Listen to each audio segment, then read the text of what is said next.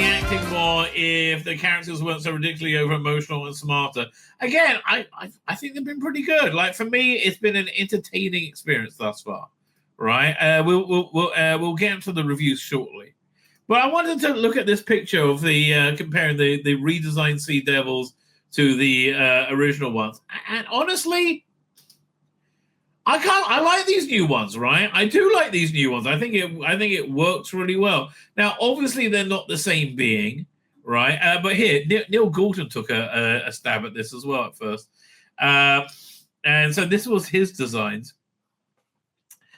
And you can kind of see how they got to where they want to, right? Where they went to, like the one on the far left, right? They got the ears pretty much the same over there. They basically just made the eyes more human, right? But again, it's that triangle in the forehead, right? That's something that was really new. Again, I think the original is still better than the second one, right? But I do like the fins like wilting a little bit more. Right, and that's so I don't know. Here's the thing: Doctor Who just hasn't had any monsters in for years and years and years, and it's just so nice to see some monsters again, right? It's one of the reasons why this thing is working so well. But I lift this from downstream, Type 40. You can see on the side there. But yeah, look, honestly, I find this. I have no problem with this redesign as long as they're not trying to say that these two things are identical, because they're clearly not, right? It's another, aqua species, I guess, right? Yeah, and the whole thing about calling them Homo aqua, that worked as well, right? That was fun. Yeah, who gets? Oh, that's what it was that fell down. See, you can see in my garbage can there was a large tinsely Santa head that was hanging on my TARDIS that just fell off. I thought I heard something fall off just now, so there you go. Anyway, with that, let us start our deep dive review of the war between the land and the sea. So, video file, we go over here. Let's start with episode 3 rather than episode 4. This episode is called The Deep. Okay, yeah, fine. So, world, humanity reacts. Where it ended up last week, and I didn't notice some of these effect shots of them rising up again. I mean, they must have had them in their first episode, first 2 episodes, because oh, thank you, Dan's here. He likes my thumbnail. I aim to please, sir. I aim to please. So I forgot about this. All these this effect shot. The Homo aqua rising up out of the seas. Quite good. Again, every time I look at this, go, why didn't you just do Doctor Who like this? Instead of doing a prancing queer, weirdo who just wants to fuck everything. I don't understand. Why didn't you just do Doctor Who like this? Like with compelling characters. I think the characters have been compelling. Anyway, so Homo Aqua shows up and they have the summit meeting where you have, what's his name? Trish. Is now a salt, right? Trish, who was Martha Jones' sister, Gugu Mbatha Raw, right? She's the Aqua ambassador Raw, and she picks out Russell Tovey as a person that she wants to talk with because he crossed himself when he saw the hanging dead, whatever, sea devil, whatever you want to call it. And honestly, they do look a lot more like the Underwater Menace sea people, don't they? Right, they really do. And actually, probably would have worked as a prequel. That would have worked somewhat better, right? But she said, "Yeah, no, Russell Tovey, absolutely Russell Tovey." And he's like, "What? Me? I don't know." So he becomes the ambassador, and nobody likes him about it. Like, Unit's mad about it. And again, everything I found, the weakest point of this entire production have been the bits that have been in modern day Doctor Who, ergo Unit, right? I just find Shirley Ann Bingham, whatever her bloody name is, like nails on a fucking chalkboard, right? I find the entire Unit crew like nails on a chalkboard. And where's the Vlinks, right? I mean, like you have a extraterrestrial alien robot, hyper intelligent thing. Wouldn't you want to pull this out when you're facing the Sea Devils? No, apparently not. So, so she says Barclay is the representative. Now, Russell Tovey is just fantastic in this, right? He really, genuinely, a compelling and very realistic and three-dimensional character that is very relatable. So again, everything that the Shooting At one wasn't, right? So the sea people are mad that we've been polluting the water, and that's where we get into the Greta Thunberg's politics, which is the least strong thing of this, right? Because it's just, whenever they talk about Pete Menteith's political outlook, you want to say, Pete, mate, if we do what you're saying, then like 100 million people are going to die in a year. Maybe it's not a good idea. So anyway, as negotiations go on, they say, will you now let's meet in our territory at this trench at the bottom of the ocean. And they're saying to Russell Tovers, no, don't do it, no. And he's like, okay. So there we go. That's essentially the recap where we're starting wrong. Again, both episodes written by Pete Menteith. I like the opening. I like, by the way, and again, not that I liked his edit of it. If you want a cut down edit, by the way, speaking of cut down edits, I was watching the Cunning Monkey edit of what's it called again? Kinder. And oh boy, let me see if I can pull that up for a second, because that's fabulous, right? Because he adds these exterior shots, and he finally makes the planet on Kinder seem like a real lush paradise, as opposed to a rather wonky set, in TC3, right? It actually feels like you're in somewhere real. Is it opening up? Oh, really getting a little wizzy. Well, I think, come on, you can do it. There you go. Let me just. Do they have an establishing shot? Yeah. So there's lots of this like lush forest, setting up, right? And it matches the studio footage really, really nicely. And you got like little touches, like you see it on the scanner screen over here, right? And so it actually makes you feel you're on this beautiful, beautiful planet, right? Instead of, again, in TC1, which is or TC3, right, or wherever they filmed it. And it makes the whole production just so much stronger. Right, it really genuinely does, and it's a very interesting. I mean, I always love Kinder. I'll see if I can get any more exterior shots. Oh, there's one. Again, it's even the eye. Again, it's just a beautiful job. So, if you liked the what's the name, the cut down by what's his name again, Ben Cook, it wasn't very good. Check out the cut down version by Cunning Monkey. Matrix Editions, it's really, really worth checking out, right? But one thing he did well was the titles for the Sea Devils matched the titles for the War Between the Land and the Sea, it's stylistically, which I thought was a nice touch. Okay, so now they're in training to go on this diving bell deep down below, right? Weirdly enough, the captain of the boat that takes them is Captain Yates. Right, you're thinking, well, that can't be related to Mike Yates. He was bent as a dog's back bloody leg, right? I remember, was it Kirsten Peladon, where Joe Grant was going on a date with Mike Yates? I'm like, really? I don't think you're going to get lucky into that one, right? I just don't, Joe. Right? Don't get your hopes up for this. I freaking love this character. If they had a unit series with him in charge, I would 100% watch it. He is again a layered, interesting character, right? Which you just don't get enough of, and that's what this show has in spades. I mean, like, it would be very easy to have him be like, the dumb authoritarian, but he's not at all, right? Again, I really, really, really like this character. Don't get too attached to him. Spoiler alert. But again, I think it just smacks of good writing. So fine, they got this team together to go down beneath the sea. Nobody in a wheelchair here for some reason. I don't know why. And they're training.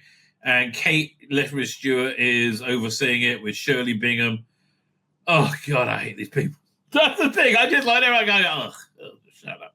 Like for me, it's just they just killed this character, right? And it's been I have never really seen anything, relatable about it. So this is an awesome scene, right? This is an absolutely awesome scene where Russell Tovey essentially lets his guard down and lets people know how scared he is to go underneath the water. He's like starts crying, but he starts crying. It's a very, very, very real way, right? It was realistic in the same way that when Rose went into the TARDIS for the first time in Rose, that she starts crying, right? It really genuinely worked very well. Anyway, so most of this episode is planning, training, planning. This is a scene, right, where he breaks down, and boy, does he do a good job, right? Because he's got like basically the whole world is on his shoulders at this point, right? And he allows himself to be weak for a second, and you can see how he's been holding this back, right? Crying, is he challenging Shooty? Arch Connor? No, because this is believable. This is real, right? This is not just for effect. This is an actor in his craft doing a good job, right? Right? Whoa. I don't know. When things get on top of me and I cry like this, right? I found this very relatable, right? And very human and very real, right? And it made me care about the character, right? Whenever they don't have current day Doctor Who stuff on screen, this is a good show, right? Mostly. So fine, they go out to the ship, and it's Mike Yates. No, it's Captain Yates' ship. This guy is the guy with grey hair. Seems really mellow and like calming people down. And he's got this gift that he's going to present them, like they see the world from underneath the seas. There, they should see it from above. Nice idea, right? And so they go into the diving bell. Right, that's Captain Yates. Well, that's Captain Yates. Any relation from Mike? There's no way that Mike Yates fathered a child. I'm sorry. There's no way. Maybe this is brother's kid. I don't know what to tell you, right? Of course, the snarling Shirley Ann Bingham, or Shirley Bingham, what a bloody name is overseeing it with the grumpy Kate Lethbridge. I like how they drill them in to this diving bell, right? Right, and they start the descent, and it's okay. The trouble is, it's never. But it's a bob in the globe. Bet you're right, mate. Bet you're right. the trouble is when they do descent things down in the ocean, it's never going to be as good as the Abyss, right? I do. You know what I love about the Abyss? One of my favorite parts of it, and it's because I'm reasonably sentimental. There's this. He's arguing. He's about to get divorced from his wife at the beginning, right? And he's arguing with his wife, and he takes off his wedding ring and throws it in the toilet with in anger. And then he goes, "No, I can't do it." He puts his hand in the toilet again. He's got this blue, dye from the toilet on his arm, and then puts it back on, right? And then as the base is going over the trench and it's falling deep down below, there's an emergency door that starts to cut, and he's going to get caught. He puts his hand in it because he's wearing his wedding ring, right? Dunk, right? He, it stops the door closing, right? It seems like that again, and things like that make me sentimental. Okay, that's, as I said, Captain Yates, the second Captain Yates, and they're going down. Oh, they're not even in the water yet, right? They spent a long time going down. They said it's 2 hour, 17-minute journey. Does kind of feel like it. So they're going down. People are freaking out. At the same time, humans are bad. Humans being bad. So this is the Prime Minister, and he's having a Cobra meeting. And then Kate Lethbridge Stewart walks in and said, "I should be here." This French jet. And so basically what they're doing is they're planning an assault on the Sea Devils. Right, in case the diplomacy doesn't work. It's no, we can't do that. I'm Kate, no, you've got to plan these things, right, darling? So you have to plan them. Otherwise, the fate of the world is on this, right? You really got to like have a bit of planning going on. She's like, no, it'll be bad anyway. So she's just grumpy and dour, and they're like trying to talk her down, and so there's this code word for what they're called severance, right? And she's like, oh, you're not listening to me. No, you're all bad. I'm like the Michael Burnham of Doctor Who. Right, and again, look, Jenna, mate, there's like, this would have been fine 10 years ago, but, God, we're so bored with your character. Like, Nicholas Courtney, I never got bored with. Hey, meanwhile, down they go. And they keep going down. And then the guy with grey hair who starts to freak out, right? Oh, no, we're all going to get crushed and turned into soup. Oh, I don't want to become a soup. So yeah, then they tell them the code word severance. So I guess we'll find out next week what that is. Their secret plan. Kate Lethbridge Stewart is with, was it Colonel Ibrahim? And again, this is the fakest romance ever. There's a movie called What Dreams May Come, which I like a lot. It's a pretty darn good movie. I think it's probably one of the most accurate representations of what happens after you die. Right? I mean, really genuine. I think it's very, very good. And the basic plot is that it's Robin Williams and this woman playing his wife, and she kills herself. No. The Robin Williams and his no, that's what it was. Robin Williams with this woman who's his wife, and their kids get killed in a car crash, right? And his wife has a complete mental breakdown and can't really cope. And then one night he's on his way back, and it's in that famous tunnel, that was in Blade Runner and a bunch of other movies. He gets run over and killed, right? And so he enters the afterlife, and you see what the afterlife is like. It's an absolutely beautiful movie, right? I mean, emotionally and physically, it's genuinely beautiful. But then his wife commits suicide, right? And they're like, oh no, she's in hell. You can never get to her again. She's lost forever. And so Robin Williams decides to go on a quest to hell to pull her out of hell. Now the only trouble is the scant few moments they spend on screen together, Robin Williams and his wife, whoever it was playing, they clearly hated each other, or she clearly hated him. Right? She did not like him, and you can tell there's no chemistry whatsoever. It's the same here. Colonel Ibrahim and Kate, there is no chemistry. There's an absence of chemistry between them. They're still going down. And then they get cut off from the ship and they go down further, right? And this goes on for a while. This goes on for like most of the episode. Finally, they get down. They're in like the sea devil world. They come out and they said, yeah, you don't need your helmets. It's you're all cool, right? And they're like, oh my God, there's a ceiling leaking. Like, no, there's no ceiling. It's just like a funky sea devil technology keeping the billion pounds of water out, right? And they say if the water gets through, there's so much water pressure there, they'll be turned into soup instantly, right? So they really build up the tension quite well. So anyway, so they sort brings them. It says, "Follow me," and for a minute, that her and Barclay get. Oh no! First, she tells them to take their helmets off, and she takes Barclay's off. It's all good, but then they get separated, and you do get the feeling that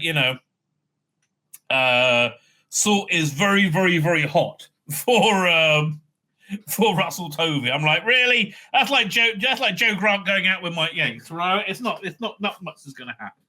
Right, but he's actually able to act it. That it does actually work. So he has a little chat with Ibrahim. I don't know. Can we tell anybody about us? I don't know. And why they want to keep it secret, I really don't know. But whatever, right? Whatever. So they go and they meet the Sea Devil Conclave. Let's see if we can find the original Sea Devils. Right? I don't know. Can't really, is it over here? Could you see a bunch of them? But I do like she gets Russell Tovey alone for a few minutes, and they're like, "You want to snog?" He's like, "Well, I don't know, maybe later." Honestly, she was very well cast because it has to be somebody attractive to be able to sell this role. right, and vulnerable, and she really does somewhat nail it, right? So yeah, they meet the Sea Devil Conclave. I'm looking to see if I can see any original Sea Devils anywhere. I mean, it's impossible to really see at this point. And they're all facing away from me, which also makes it difficult. Anyone that you can say as original ones? Maybe at the top there. Hang on, maybe we'll do a search for... I'll do a search on the Twitwats. See what they say. Original Sea Devils in the war between the land and sea. I mean, look, legitimately, this is probably one of the best shows I've seen on TV this year, right? Okay, I just got some weird porn. What the hell is this? I'm trying to get media. That's what I want. No. No, I spelled Sea Devils wrong. Let's have a look, see if anything comes. No, nothing's coming up. War between the... wait. Here. Look at this. Oh, blimey, this is hard. So this is basically the scene we're looking at. Here, 1 second, share screen.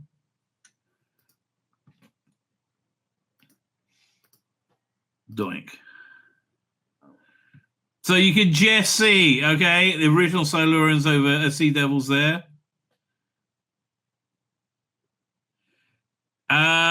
Nice touch. Okay, nice touch. Well done. Fine. So it must be, you have to lighten the scene to be able to see it, right? And so they're going to be meeting them all.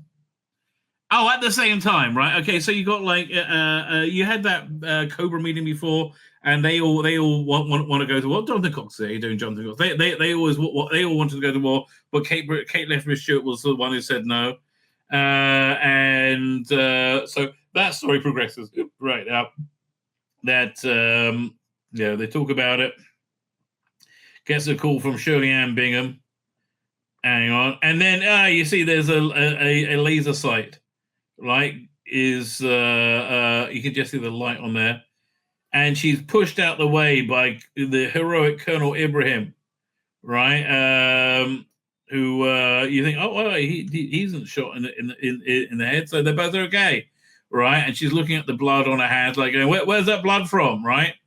At the same time, the guy with the gray hair turns out to be a bandit, right? He says, "I got this gift for you."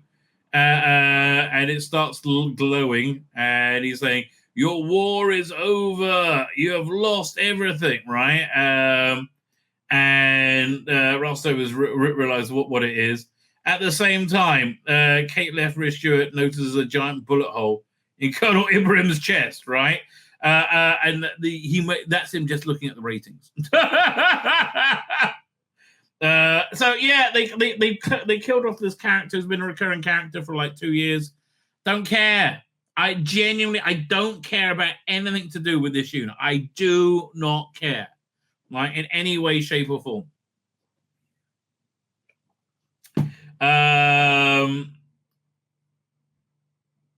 And he's like, "No, don't die. Of course, he's going to die."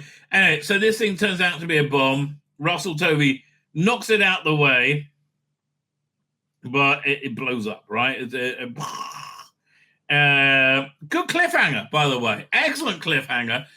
All the things that Doctor Who used to have that you liked, but not anymore. They decided not so much anymore, right? All those good things, cliffhangers, monsters, no, none of those, right? None of those, sadly. I'm glad somebody posted that screen grab of the original Sea Devils. So there you go. That's episode 3, The Deep. And again, look, generally speaking, a solid episode of TV. You got a little bit of sermonizing of, again, the Greta Thunberg worldview. I'm like, really? Look, again, she's an idiot, racist child, right? She looks like a fucking troglodyte, right? It's not like she's not cute anymore. She's just like weird. Right, she just become a weird picture. Greta Thunberg. There's a picture of her going around, which Greta Thunberg, Oh God! I mean, again, there's nobody who's had a better life than her. This woman, Greta Thunberg, and again, like it's just like leftists can't admit they're wrong, right? They backed the wrong horse. You see if we can find that weirdo picture of her. Well, that's not the weirdo, but there's quite a few weirdo pictures. She does look like, oh yeah. Goodness. Again, this is your role model, Pete Mateague, right? I do want you to be clear about this, right? This is the person, who you're saying, oh yeah, we are all Palestine. No, really? You're all Jew-hating murderers. Well, I guess all your friends are, right? But maybe not everybody, right? Like you're welcome to have your politics, but like at this point, being a leftist, come on. Have you seen England recently? It's not. You've got egg all over your face, right? It's whatever. You have egg all over your face. Anyway, so that was episode 3, The Deep. So the story actually progresses quite nicely. In the next episode, the Witch in the Waterfall. I think it's called The Witch and the Waterfall. So fine, let's get into that one. Of a great man. Was it? We will be heroes. He quotes David Bowie. So again, back to back. Why they have the cliffhanger, I don't know, right? But they do. All right. So I reckon the next episode is going to be written by Russell Davis. I would have thought. So you're doing the first and last episode. All right, yeah. So he activates the bomb, and it kills all the delegates, right? And I think it doesn't do much for the Sea Devils. But Salt then heroically saves Russell Tovey and swims him away at high speed while snogging him, essentially, to give him air. Meanwhile, Colonel Ibram's dead, and she calls Shirley. Picks up the phone. Shirley and Bing goes, "We're under attack. Send unit troops." Right? Again, it's genuinely everybody from current day Doctor Who makes this fall apart. When it's not current day Doctor Who, it's pretty darn good. So they're looking for the assassin. And then the word leaks out. There's been an explosion in the reef, killing the entire delegation, and his ex-wife and daughter, non-binary daughter, who looks less like a daughter to me, are like, "Oh no, Russell Davies dead!" But really, he's been saved by Salt, by swimming and snogging, essentially. And then a video comes out of Salt saying, which is AI, deep faked, whatever, saying, "Yes, we did it. We're glad we did it. It's a warning. Keep away, right? Keep away, or we're going to kill you all." So essentially, the whole point of the war is the Aqua people, don't want humans using the water at all, right? And we use it for transport and transporting energy, electricity, and garbage disposal. How do they know about the explosion? I think that because the explosion was done by it was basically a false flag by the evil human people, and so they're the ones who made this video, and they're the ones who I assume leaked the news. How they know about it? I think things got it was a big explosion, so it was monitored pretty quickly. But anyway, so this is all very false flag. And she saves him, and there brings him up to the boat that he went down on. And so he's telling Shirley Bingham and Kate Lethbridge Stewart that it was all fake, that she didn't do it. And Kate Lethbridge, her response is really weird. Like, yeah, but everybody thinks she did now, so now she's just got to be a prisoner, right? She just got wait a minute, why don't you just say, "Oh no, it's not true because Russell Tovey's still alive"? Like, show him be alive. Right, and I think that would show people that maybe this wasn't true.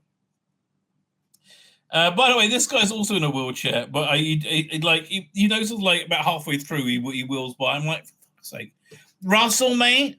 Nobody hates people in wheelchairs, right? Literally, it's never happened. No one went, oh, fuck me, another wheelchair person. Bleh. No, that doesn't happen, mate. I'm sorry. Right? There's no prejudice there. So, yeah, again, more crying. But again, his crying is believable. He's crying for all the people that were killed in the explosion. So rather than use the sea or air travel, we developed a suborbital transport. Well, honestly, it's just not practical. It's just not like the sea is a integral part of our way of life, right? Like if we weren't allowed to use the sea, civilization would somewhat collapse pretty darn quickly. Yeah, whatever. So anyway, so they're keeping a prisoner on that boat, and they release the names of the delegates that were killed, and they're just basically doing, Kate, let's just hit. I slept for 6 hours in the last 3 days. Okay, whatever, Kate. They identify who tried to kill her, which was like a high-level assassin for hire. Which nobody can really connect anybody to. And they said, wait, can anybody be connected to any of these people? And I said, no, apart from the businessman bloke who is your donor, right? And Mr. Prime Minister, will you let me just take care of it for you? Here, this bloke, can you let me take care of that for you? It's like, I don't know anything, essentially. Okay. So he gets bumped off next by an assassin, and the assassin then sprays H2O outside because there's some kind of faux terrorist group. Anyway, so Salt arrives in the containment thing. I kind of like that unit chopper. And Russell Tovey's there, watching go down. And somebody who was working for him a week ago, like in the carpool, said, "Hey, how you doing, boss?" And he said, "Oh man, she's going to be sushi, right? Yeah, everybody, because they killed the entire delegation. Everybody blames her. She's going to get killed, right?" And he's like, "Really? Doesn't sound so good." So he gets him to give him the keys because he's his boss apparently, and then he goes and takes the truck, and instead of driving out, he drives it back into the river, and then jumps into the river. Now, remember last week they asked him to drink well, so how thinly veiled is PM's Farageness? I didn't really think that, but yes, there's certainly a leftist view of Nigel Farage. Again, Pete Matee, mate, really? Like, your politics are so obviously been a massive failure. Why don't you just keep it to yourself at this point, right? Really, it's not like your politics have really worked out so well. Right, I hate to tell you. Fine. So he drives Salt into the river and then jumps in herself, and she saves him. And they're doing more reaction. Oh no, fine. And they make it out, and they go hide in a derelict building, which I'm surprised there are any in England. Right, the property is so expensive. So then you have another delegation appear, right, from Aquakind, and we got a new ambassador. This guy's really cool, right? He's got a very posh accent, right? And I would play it, but I'll get copyright zapped, right? He's a really, really cool ambassador, and he says he wants is he Tom Hanks' splashed out? Essentially, yes, right? He says that they're mad with Salt because she saved Russell Tovey over other Aquakind, so now she's going to have to be punished, and she wants them handed back. And you got 3 years to change your practices. She says, "That's impossible." I say, "Well, tough. We don't care." But again, he's very much like, what's the name? Not Lee Pace, but one of the other, not fairies, what are they called again? Not goblins. Lord of the Rings. Lord of the Rings have elf, right? He was like one of the elves, and he's got kind of posh voice. And he says, "Now, if we And it said, like, the next ambassador you're going to meet is, his name is Tide, and next ambassador you're going to meet is Rust. He says, there's water everywhere, and we can weaponize it, and we will turn all your metal into rust, and it will destroy your entire society, right? And he demonstrates on his spear that it turns to rust, I think. But they very much want Salt back because she has been a wrong'un in Sea Devil society. Yeah, there you go. Yeah, so he turns his spear into rust. And it says, if you don't, we're going to do that to your whole world. So piss off. And then off they go. And they say, oh, it might be time for steroids. Meanwhile, Russell Tovey is hanging out here in a derelict building with Salt, right? And she breaks the glass and she's like, oh, I love glass. And she does all this weird, like, like, screaming. And again, it's just she's really super duper hot for him, right? And that's very clearly how it's being played, right? So they hang out, they talk for a bit, and she says, he said, how come I don't have E. coli and all the other things from being in the Thames? Said, because I filtered them out. I created a vacuum seal with your lips and then filtered all the poisons out through my gills, right? Well, if you can do that, why are you worried about the water being polluted so much? I don't know. Anyway, and then they start to kiss again. He's like, oh, I thought you'd be cold. She says, no, I'm able to regulate my body, for your needs. And then he says, I see you are too, noticing that he's got a bit of a stiffy going on. Again, Rostovi basically makes it. Completely ignoring that we have non-rusting materials. Well, yeah, but we have a lot of rusting materials. If they're going to make everything metal rust and fall apart, that's the end of civilization as we know it, right? It really is the end of civilization as we know it, I think. So it said, you're mortifying your body too, because again, he's got hard on, and they do the deed. Meanwhile, Kate looks at a memorial for all the dead people, including Colonel Ibrahim, and then she goes, has a good cry. Okay then. So now they're post-coitus. And I'm not really sure, like, how do they have the same limbs? I don't really know, right? I don't know. But fine, they get it on, and they are very, very smitten with each other. And so they go and mug this guy for his phone, right? And while she goes like that to scare him, so they can phone his wife and get the car so they can get out of town. Because they're phoning his daughter because she has a second phone that he kept quiet from his wife for some reason. I can't remember what it was. So he calls that on this unlisted number, and he's like, okay, can you get the car? But it turns out that unit were there, and they co-opted everything, and then they're listening in on the call, and they get them to meet, right? Because they're going to recapture Salt because the Sea Devils say they want her, or they're going to destroy the world, essentially, right? So they go to the meeting point. And there's lots of talking into headphones, lots of that. And she's like, run, and you have the unit shows up, and then you have a faction of the General Army show up, and the General Army is being commanded by the evil American general, right? And so then I think Kate Lethbridge Stewart orders unit to start firing on the regular soldiers, right? And it's all about to kick off. And then Salt, I think, does a runner for it. He says, run, Salt, run. And she does this high-pitched thing, and it breaks over his eardrums. And, her punishment, if she gets sent back to the Sea Devil, Aquakind, whatever, will be she has to swim alone forever, right? Archibald said, I will make a comment about interspecies sex, but then I remember about the reports of the gang. I don't want to read the rest of that. Kimono dragons? Ew.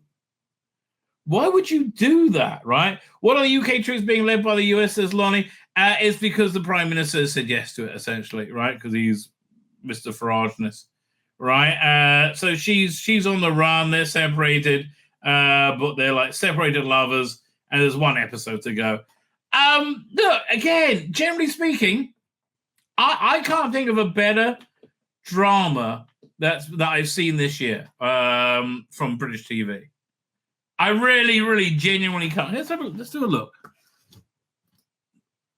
Top British TV drama 2025. Let's see what there it was.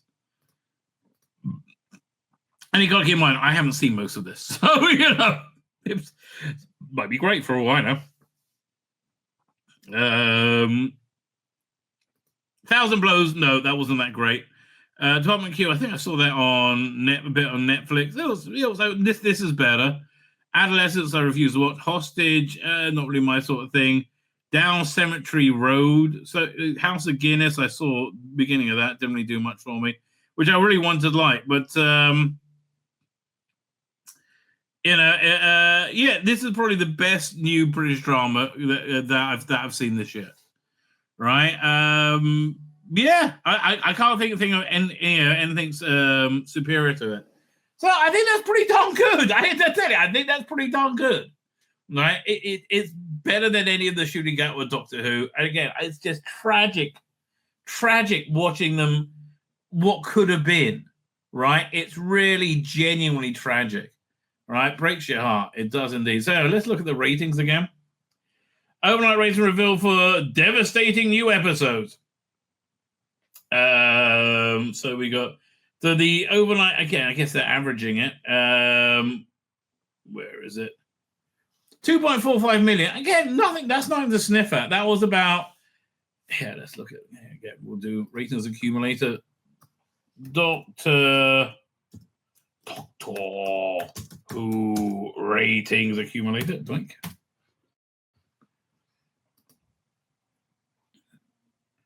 2.45 was somewhat a little bit above, but somewhat in line with the current year.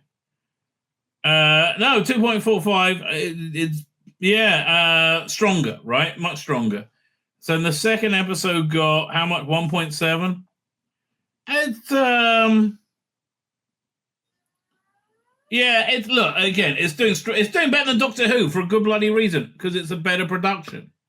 It's really that simple. Why is it doing better than Doctor Who? And we'll just go about ratings. Don't matter. Ratings is a fair barometer of how well your thing's doing, right? Well, The Witch and the Waterfall got an average of 1.7 million viewers. That shows a drop of about 370,000 from last week's launch. I think that's a fair amount, because people get once you've seen the first episode, look, people do watch this stuff on catch up, right? I'll be intrigued to see what their 30-day numbers are like, right, after the holidays, because I think it could do well, right? Or are people just sick of the political lecturing, right? It could be. I don't know. But again, it's actually an entertaining story, right? So, episode 4 followed Barclay and Saul as their relationship deepened while on the run, while Gemma Redgrave's Kate Levy mourning a heartbreaking loss. No, it wasn't heartbreaking. They're such an unbelievable combination, these people, right? So let's see what some of the news said, some reviews said of it. Wolverine, blockbuster cliches and low budgets. I don't know. I mean, like, geez, the cliches. Yeah, there were a lot of cliches in this, but I think they were used quite well, right? They were intelligently used, right? Promising opening act last week, Doctor Who spin-off, The Will Be the Land and Sea, gets bogged down with unsurprising cliches. Yeah, well, there are a lot of cliches, yes. But why is that a bad thing, right? Again, it was spun into an insane narrative. Let's see what Bleeding Corpse will say about it. The Doctor Who spin-off, The Will Be the Land and Sea, heads to its second act as a blockbuster plot this week, with episodes 3 and 4 ramping up the complications. I mean, this really would have done so much better stripped over a week, right? It really would have done so much better. A totally unexpected betrayal causes everything to go horribly wrong for Barclay, Russell Tovey, Aqua kind of Master Assault, Gugu Mbatha Raw, and Kate Lethbridge Stewart. Because what's the point of a drama if everything goes wonderfully right? That's a fair point. The whole point of the drama is for things to go wrong, so we can see how the heroes manage to get out of the trouble or fail to. The main drawback here is that nothing happens in these episodes is surprising. Was there anything happening in the first 2 episodes surprising? Not really. We knew the Sea Devils, Aquakine, were going to show up. We knew it was going to be with Unit. We knew they were going to have some kind of there was nothing surprising in it at all. Like, were you surprised when Salt said, "Oh, I will only talk to Russell Tovey"? No one was surprised by that, right? I can't think of anything that was it. And the only surprising thing about the first 4 episodes is they've been pretty darn good, right? They haven't been torture to watch, right? Which is very unusual for this production team, right? No, I did not get your book yet on it. It'll take a few weeks, especially with the Christmas post. Where am I up to? So nothing surprising. If you've seen enough thrillers and blockbusters, you can pretty much see it all coming. Yeah, but honestly, it's much more of a what's the word? It's much more of a character-driven pieces. And the characters are good. As long as they're not part of Unit, they're pretty good. Or Unit that we've seen before, right? Pete McTeague wrote these episodes. They rely more on plot than wit or inventive. No, they rely on character. Both these episodes are heavily character driven and emotionally driven. I think the standout scene is Russell Tovey having a bit of a breakdown to his family before he goes on the diving bell deep down below. Then Plitt Inventors, which showrunner Rusty Davis and his mate Stephen Moffat did often use to employ to subvert cliches. But again, at some point you're just subverting cliches to subvert cliches, right? You just tell a story. Right, there's no need to relentlessly subvert cliches. If it's detrimental to the plot, I mean that's why that Big Finish release really pissed me off. Here was it. Is that going over here? This one over here. Yeah, look. This really dealt with a load of cliches. It wasn't very good. It wasn't what I wanted. Right. But stop trying to this. It's not such a wonderful thing to subvert cliches, right? To what's the word? It's like expectations. Subvert expectations. So what are the cliches?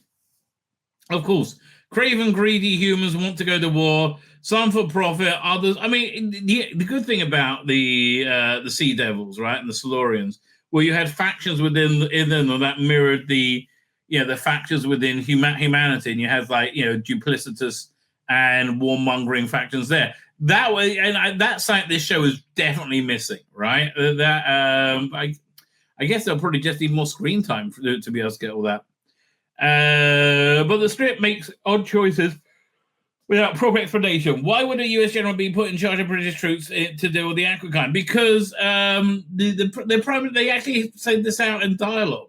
Right, they let him be in charge because to cover up the mess and any connection the Prime Minister had to these extrajudicial assassinations. Right, the British Army would have been very pissed off about being sidelined here. So it's not real. Okay, it's an entertainment. The reason that this allows Kate and Unit to represent the sensible part of British military, despite Unit being an international task force. We totally called it. The Kate Liberty Show's Death Watch comes to an end here with the swerve we also coming, because this is episodic and pacing has to be drawn out so the characters can be shown being sad and crying one time too many. Yeah, look, again, her whole breakdown thing, it didn't work, not because of her acting choices. It's just because no one in their right mind believe that relationship. No one believed that relationship. One is One issue did enough before it gets repetitive. Also, why doesn't Kate Lethbridge have a bodyguard detail or at least a reinforced bulletproof glass in a flat? Well, that's actually a very good point. Christian actually wrote a smarter Kate during Flux. That's actually true. Fuck me. Pete, mate, if Chris Chibnall's running better than you need to think things through in life, right? Where she was prepared for the possible attempts on her life and had plan B in place. Yeah, and that was actually a much better Kate Lethbridge too. Fuck me. Doctor Who Flux was written better than this. Right. I didn't realize that's a fair point. That's a fair and very disturbing point. Proof that you need a big budget to sell blockbuster cliches. Again, to me, this was fine. I think the budget really worked. Right? Where we're up to. These episodes of The War Between Land and Sea follow the common tropes, or is it cliches? Often, I think it's more tropes than cliches, frankly. Yeah, it's an interesting point you bring up. Often expected of this type of plot when everything you thought would happen does happen in a fairly unsurprising way. But is that so bad? I don't think so. Actually, again, I was entertained. Right? After all, we all expect those tropes to show up in blockbusters as part of the comfort food recipe. The problem could be that this is a BBC show and can't always have the kinds of... but okay, where would you add more money to this, right? This seems to be perfectly balanced to me. Hollywood budget studios put into their movies. The other problem is that you expect to happen to things you expect to happen seem to happen a bit too easily, both the good and the bad. You might have expected it to be a bit more complicated.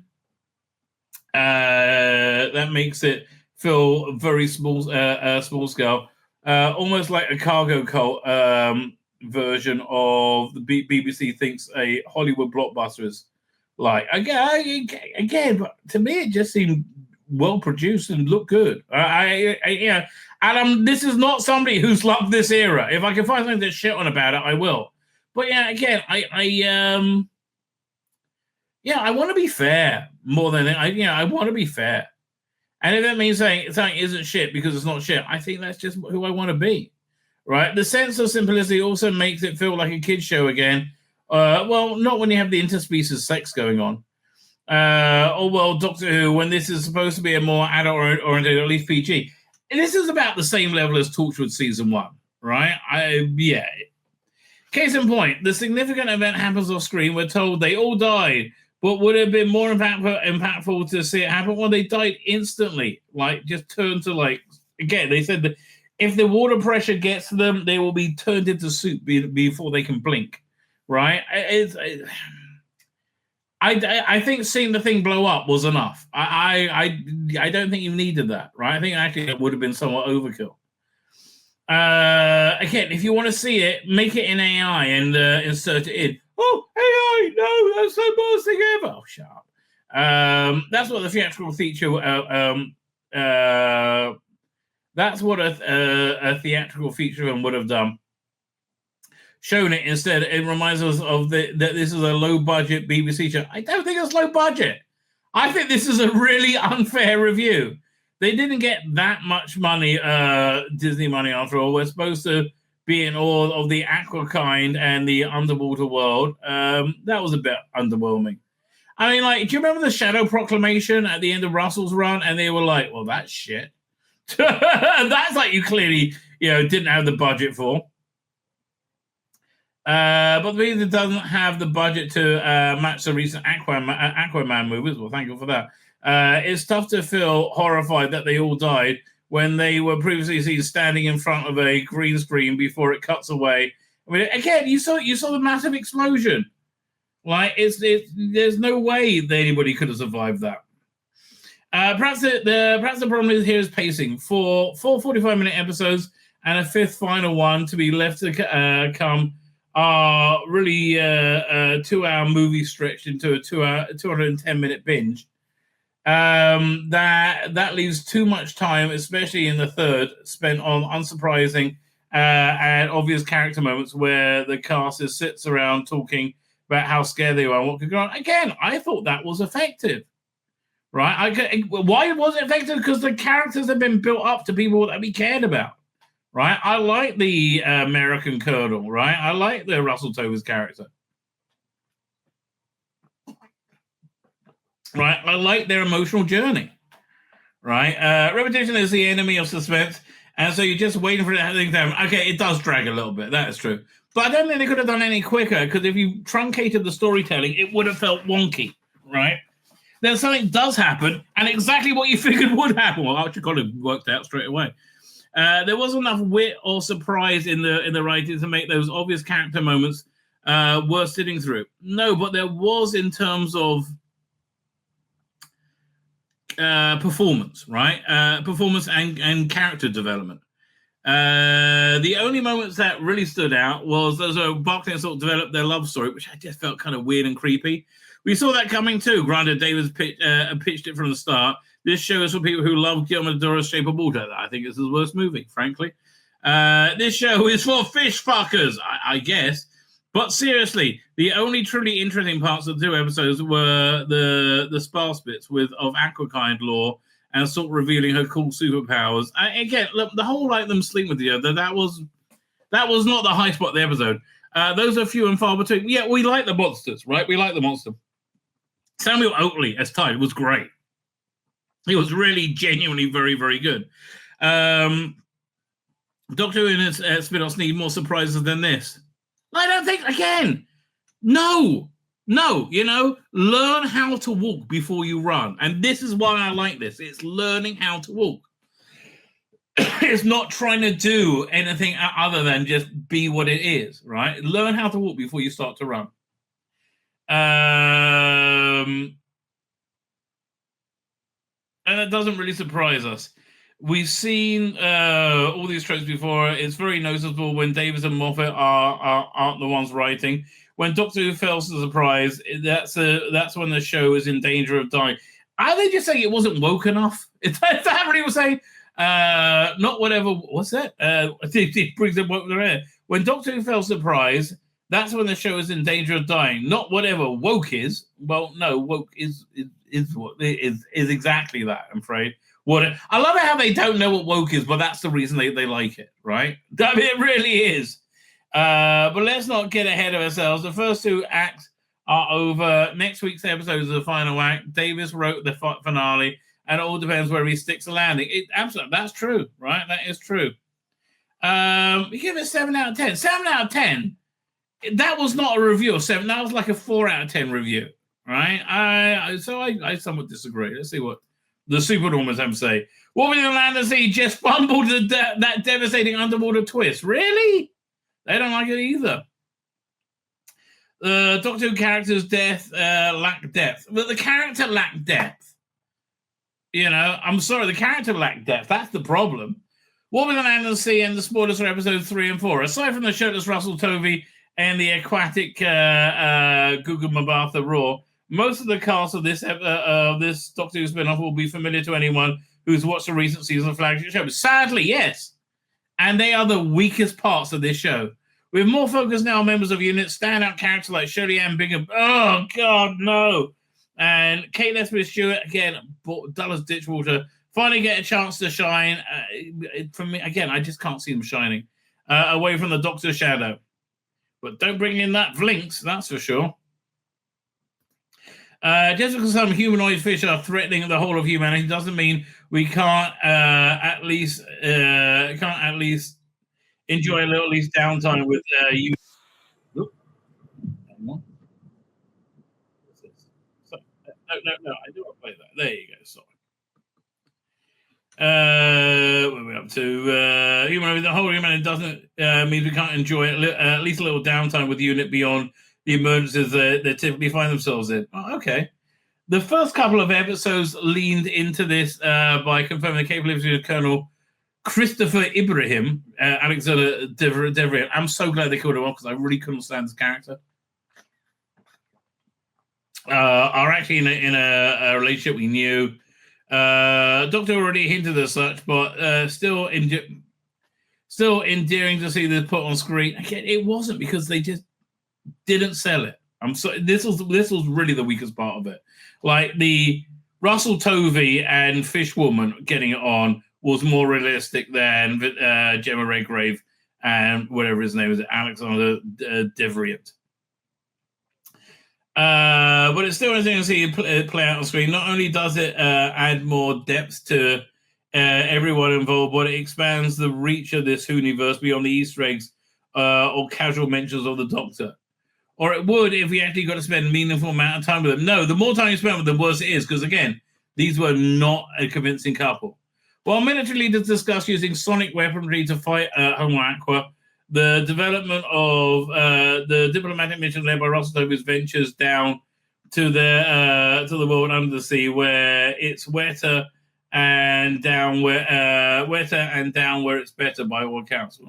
It's always better when it's wetter down below, baby. It's always better. Except things don't get better; they get a lot worse. When one of these so-called diplomats sets off a bomb to assassinate Mabartha Raw's Salt, she escapes and manages to save Barclay too, but everybody else in the chamber is caught in the blast. And again, that was just very, very clear to me. That includes General Austin Pierce, who was great. Oh, I love that character.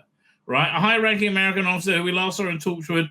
And also Colonel Ibrahim, the guy we found out was in a committed relationship with Kate, more likely with Ace.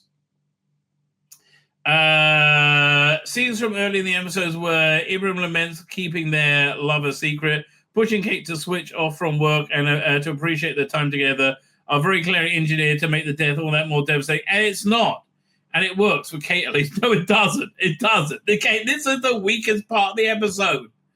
The episode that follows, Kate regularly breaks down while she's still trying to do her job. There's too much at stake for her just to rest and recover. But the tragic loss of Ibrahim threatens to break Kate completely. Good. I would love to see this character, be written out by the end of it, frankly.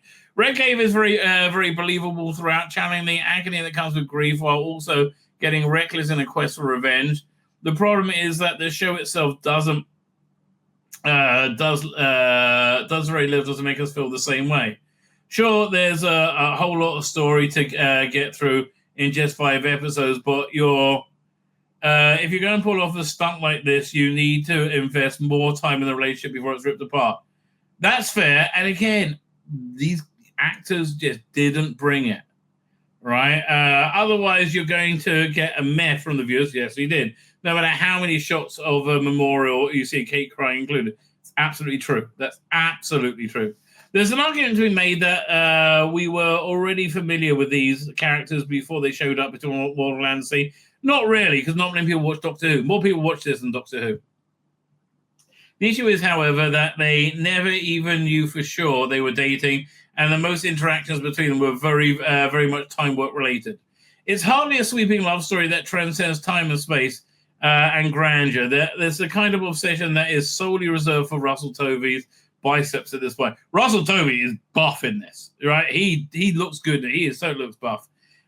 With just 1 episode ago, it doesn't look like much we've done to rectify this, unfortunately. The team at UNET have finally been given a chance to step out of the Doctor's shadow, but with so little time devoted to them as characters, they've just been left standing in the shadow of Tovey and said biceps instead. Tovey does have very impressive biceps, right? Does have very impressive biceps. So far, my name's Tzvi Lebetkin, the Rabbi from another planet. Please like, share, and subscribe, and ring that little bell. Ring the little bell so you're notified when new videos drop.